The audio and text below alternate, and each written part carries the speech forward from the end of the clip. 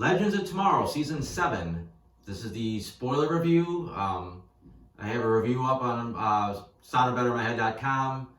There's a couple small spoilers in there, but I actually put less than I normally do for a television series.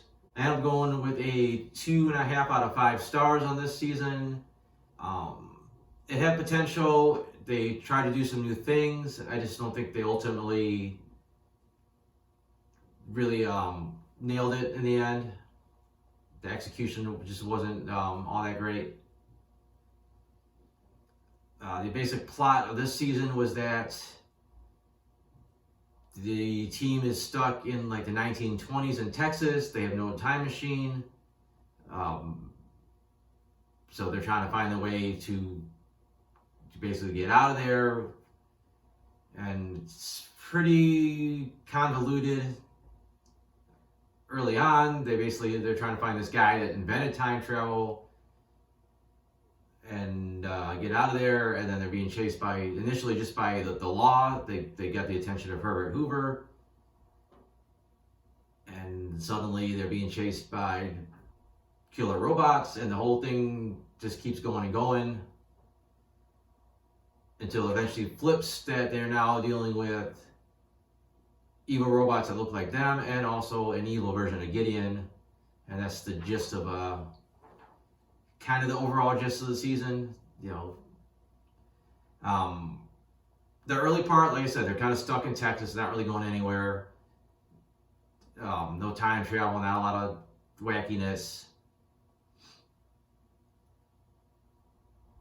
They started doing this thing where they were kind of like, fuck the timeline, we gotta get out of here, and we'll just try to fix it later. I thought we would get a pretty interesting twist where we'd see them have to come back and actually fix the timeline. In fact, I was starting to think maybe some of the stuff they were seeing, like the robot Hoover, and just the fact that their Bayrod got blown up was maybe them coming back and trying to like fix things.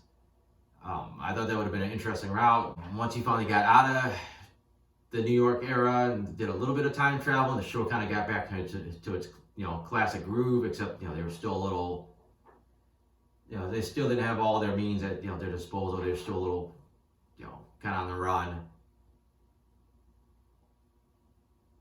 And then, like I said, the things finish off with facing down evil Gideon, which just really wasn't all that great. They kind of went up against her, and then they talked her down, and kind of went their separate ways, and they kind of went back at it again. And just, I don't know, it just didn't really click. It just felt like it kind of all came a little too late, a little too much time stuck in the 1920s era Texas, then going to New York. I don't know, just the flow wasn't all that great, and it just didn't really blow me away, and I didn't think the ending brought it together as well as it could have, although there was some decent concepts. As far as the characters go this season, I mean, they're always a lot of fun. There's some great interactions. There's a lot of great humor on the show. I don't think a lot of people had anything in particular to do storyline-wise. I mean, you got a lot of characters you got to service. Zari just kind of did her thing. There was a little late arc where she seemed to had a really strong desire to be a superhero. And that kind of went nowhere, because at the end she basically gave up her totem, which is where she got her powers. And then she also had her share of her time with Zari 1.0, who would pop up once in a while. And she was just all about kind of moving her relationship forward with Nate. Apparently, Nate, the actor playing Nate, is officially leaving the show, and he had a quick write-off. He suddenly out of the blue lost his steel powers, and he said, yeah, screw it, I'm just going to go live with Zari. Other than that, he didn't have a ton to do this season. Just a lot of it just bouncing off with the other characters. Sarah and Ava, it was just about their relationship for the most part. They didn't get a ton, of character development or anything until the end. Sarah's pregnant now, and we'll see where that goes. And also, I was gonna complain about it. She has the ability where she's basically like Deadpool, where she heals from everything. She can't be killed. And they had some fun with it, but you can't keep a character like that and keep them interesting. Or you can, but it's hard to. So I was glad in the end she did lose her ability. So that's nice. Kind of resets it a little bit. Astra leveled up quite a bit, power-wise. She was pulling some shit off that John could never even do, and he was, a pretty skilled magician, witch, warlock, whatever you want to call him. They also slowly pushed her character forward. She's still kind of a bitch and kind of mean, but when she sees a cause, like even a good cause, she's at least using her meanness to help people out. So at least she saw some progress. Spooner didn't get a ton to do either, just kind of exploring her friendships a little bit, especially with Astra. Her big thing last season was her ability to sense aliens and speak and understand alien languages. She really didn't need much of that this season, so she didn't get to do, anything special like superhero-wise. They had a random bit where she came out as asexual. I mean, nothing wrong with that. It was just thrown in there like, hey, we need to have character development for her, and there we go. Actually, Gary's still like the goofball of the group, but now he's officially like an alien. It kind of helped his character like become something slightly different. He's still goofy, but he's sort of like a little bit of a confidence that comes now that he can be like this alien. And I thought he was a lot more solid this season. And then it was a little rushed, but I did like a little romance with Human Gideon. She was a pretty good addition. Kind of that naive, kind of blank slate, like trying to learn about humanity, even though she was super smart. There was a point where she kind of stopped developing. She just kind of got a little flat. And then in the end, she really felt like a more well-rounded character. And like I said, the villain ended up initially looked like it was going to be. See, at first I thought it was going to be Hoover chasing him around the whole time, and that ended. Then it looked like it was going to be Gideon coming again, or not Gideon, but Bishop coming back, which I didn't think he was that great of a villain last time. Luckily, he used for some means to an end to set up the evil Gideon.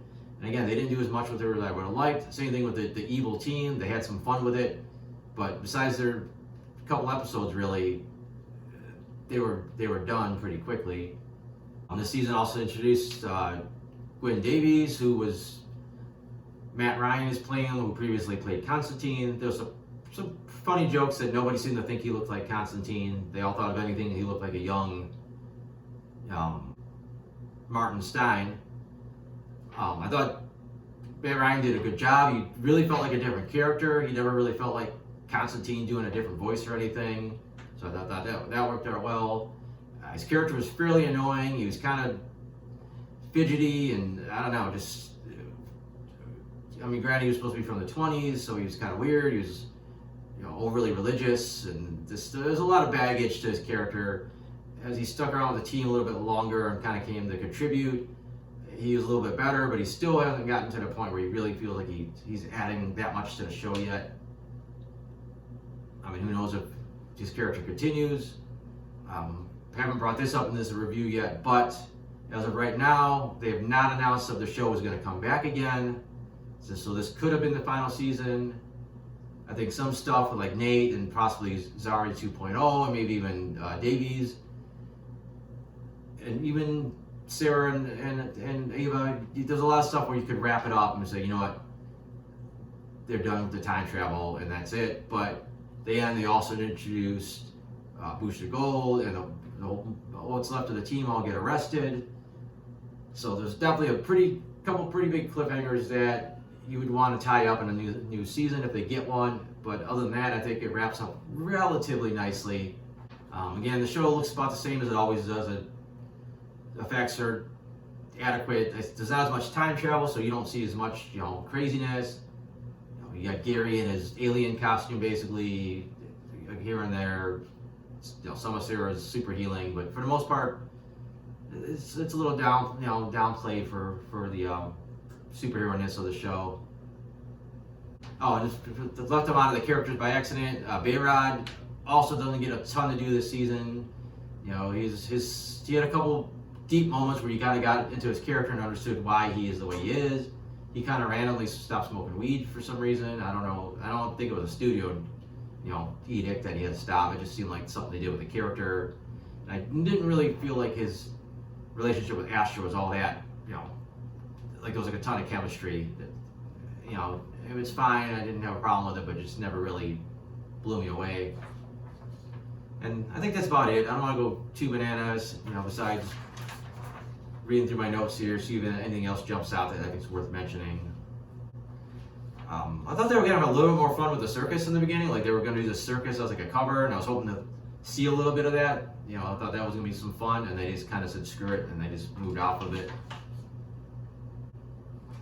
Kind of a dumb scene. It was a scene where we were supposed to think that Nate was beating the shit out of some suspect, but it was before they even showed it. You knew he wasn't. Like everyone's reacting like, "Oh my God, Nate's gone off the rails," but you knew they didn't fool anybody on that one, not the audience at least.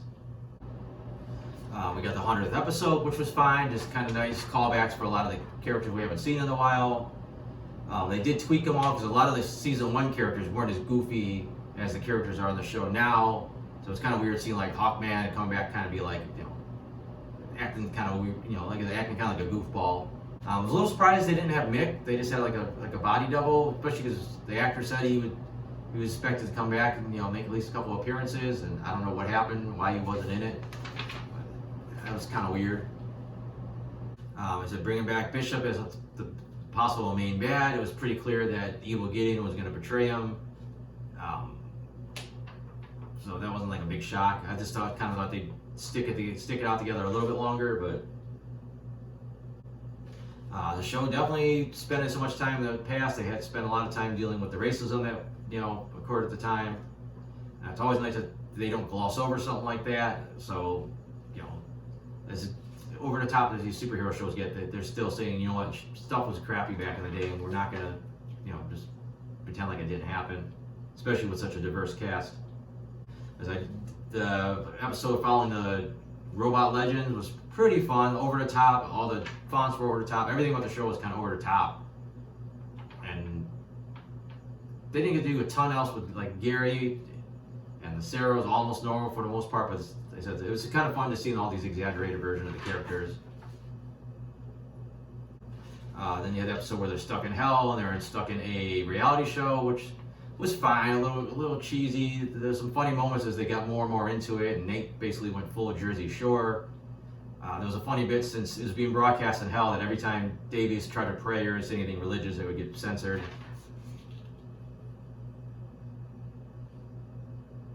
And that's the episode where we got to see like why Bayrod's the way he is, and how his like upbringing and dealing with a celebrity sister affected him. The episode where they try to stop World War I as a diversion, you get into the whole concept that those fixers and fixed points of time that are defended by certain people. It was a weird start. Then it was an interesting concept, and the end, realizing that Stalin was kind of spoiled already, but I don't know, the episode was just kind of uneven, but I kind of like the concept. This execution was, and then you had the evil legends finally come after the real legends, and it kind of wraps up kind of quick. They actually ultimately get taken out pretty easily. I thought Sarah having to take the time watch from Thawne, that would set up her season arc for next season. Like, okay, now she's got to be a guardian or something where she has to be taken out of the picture. I was pretty shocked that they just got rid of it. It was a funny bit the way they tricked Evil Nate into becoming the new fixer. You had this thing where Human Gideon was stabbed and they had to go to their med bay. And that thing's pretty inconsistent. Like sometimes someone gets hurt pretty bad and it fixes them up, and then sometimes they get hurt and the plot doesn't need it to work, so they have to stay hurt. Again, I thought they were maybe setting up the possible end of the season by having the two Gideons work together, or the end of the series by having the two Gideons learn to work together and they patrol the timeline, but then end up not working out and goes into the finale. Wasn't too blown away with all their futures. Like some of them were pretty cool, some of them were kind of stupid. They're all their happy endings. For a minute, I thought they did kill Gary when they chucked him out into the timeline, or the whatever you want to call it, space. Obviously, he survived. He had a couple funny moments with the caveman, especially how he taught him to build the door so he could use his magic key. So I thought that was a nice little bit. Booster Gold, I think I don't have a problem with him race bending a character, but I think I don't want to say he's obscure, but he doesn't jump out at you immediately where you go, that's Booster Gold. Just like, who's this guy? and then okay, he's got Booster Gold's little symbol on his golf ball. It kind of helps. If you would have just showed up as Booster Gold and you looked like that, I think it would have been like, hey, Booster Gold. But I think making him a kind of a nobody at first, it kind of ruins the surprise of seeing Booster Gold show up.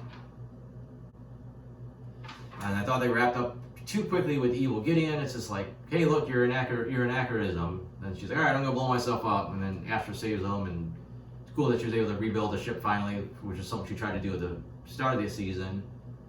And then really the whole thing of saving Alan, and I'm not being that big of a deal, and it was actually sort of easy to do. I mean, got a little tricky because they needed to get Nate powered down permanently, but for the most part, they kind of wrapped it up quickly, and it was a little anticlimactic, like when he finally gets to be with Alan, Davis and Alan together. It's just like, oh yeah, we're just kind of hanging out, we're buddies. It wasn't like two long-lost lovers coming back together and jumping for joy. But other than that, I don't got a ton else to say about it.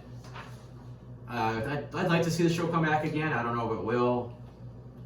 But in the meantime, I have this review, non-spoiler version of this review, and plenty of other reviews. I got my comic strips. Those are all on soundofbettermyhead.com. And thanks for watching.